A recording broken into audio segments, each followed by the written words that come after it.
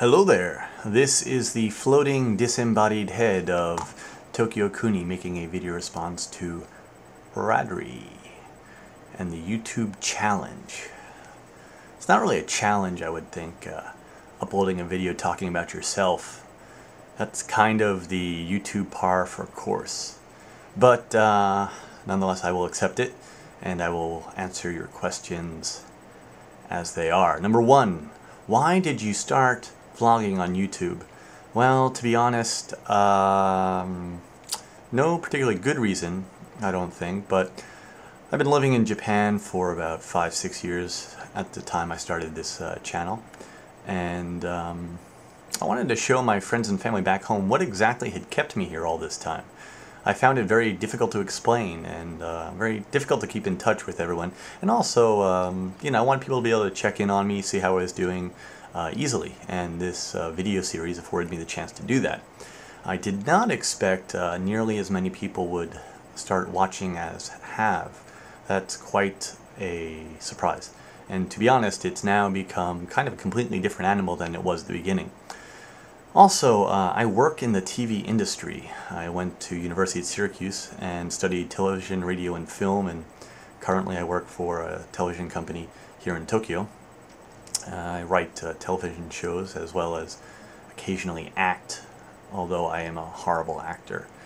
And it seemed to me at the time, as has come to pass, that this is the way of the future. Not wanting to be a buggy whip salesman, so to speak.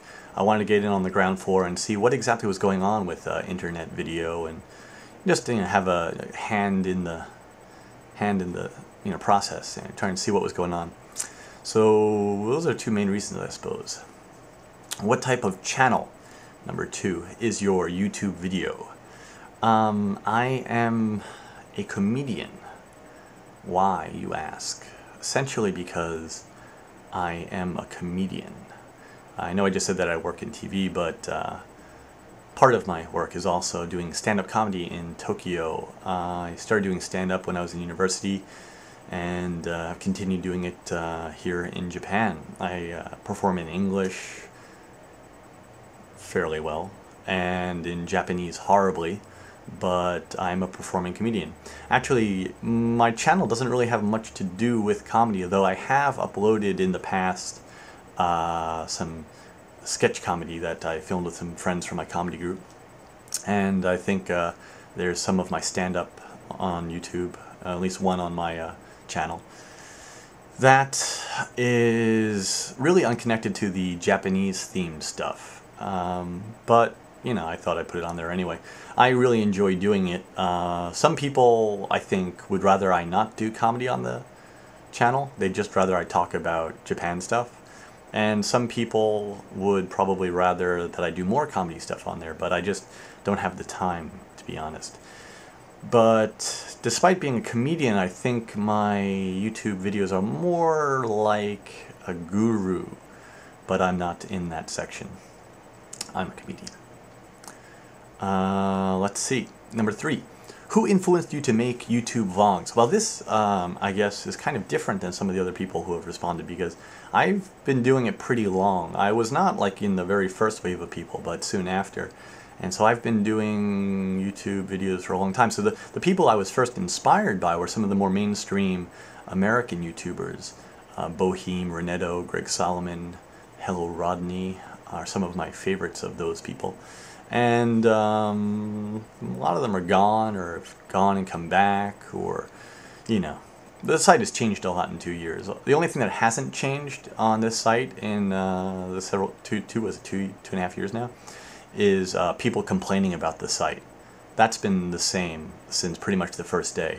People complaining that the site is bad in this way or that way has never changed. But the site has grown tremendously, and it's really, really a lot more intricate and a lot more alive than it ever was.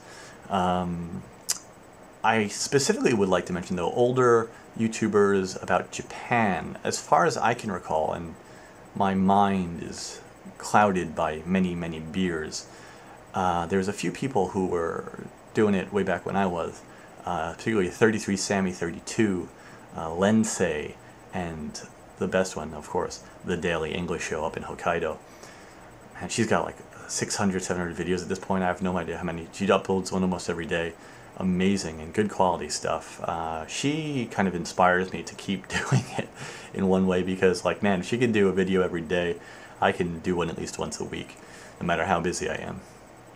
And more recently, of course, I'm inspired by what other Japanese YouTubers in Japan are doing. I look at everybody else's videos and think, God damn it, why didn't I think of that idea? I should have done that. But like, of course, TQ Sam, guys like Hiko Simon. There's a lot of people. There's so many people I can't even begin to name them. But seeing what the other people are doing here in Japan kind of gives me ideas, and I steal from them, in short. How is my life different than in the YouTube world? The biggest difference, I would have to say, is in real life, I'm very poorly edited. It's pretty much just like a stream of consciousness kind of thing, while I'm conscious, I guess. That kind of makes sense. But yeah, I'm very poorly edited in real life. In real life, I actually say a lot of things that are not interesting and funny. And I can't cut those out. I would say, based on this lack of editing, I am less interesting in real life than I am in the YouTube videos. I'm not really sure. It's kind of hard to have an opinion on that. But either way, I'd say that's the biggest difference. Also, a very big difference. People often remark as to why I don't seem to have any friends in my videos, why I'm always alone, or that I seem sad. And that's something I should address here, which is the videos are made as a hobby for me in my free time, not involved with my friends. My personal life is somewhat separate from YouTube. I feel really weird if I'm hanging out with a bunch of friends and I'm like, whip out a video, and then I become that like YouTube dork, like, I'm gonna put you on my video, yay! You know, it's I think unsettling to people, and most of my friends do not want to appear in my videos, I don't think. So there is a little bit of a difference there, that a lot of people in my real life do not appear in my videos because I don't think they want to be honest. That being said, I have been including more and more of those people in the videos, and yeah, in the future probably more will come in as YouTube becomes a larger part of my life. Scary. Last question, number 5. Would you like to meet up for an interview?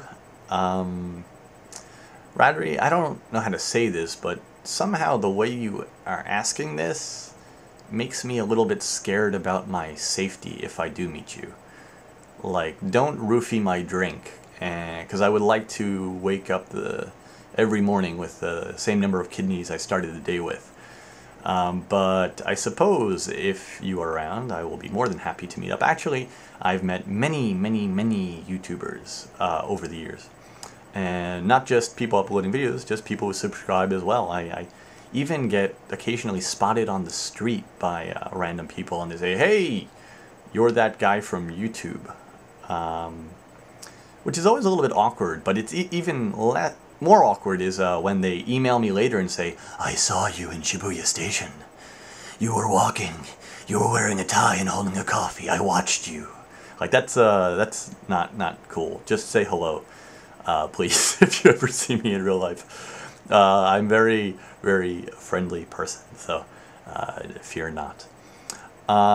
That's pretty much all for the YouTube challenge. I hope I have been successful and answered your questions. Radrey, I would like to give you a personal welcome to the YouTube community. Not that I'm in a position to do that, but nice to have you here amongst us, and hopefully we'll see you at the upcoming Cherry Blossom Party and other events here in Tokyo. Thank you, and that is all for now.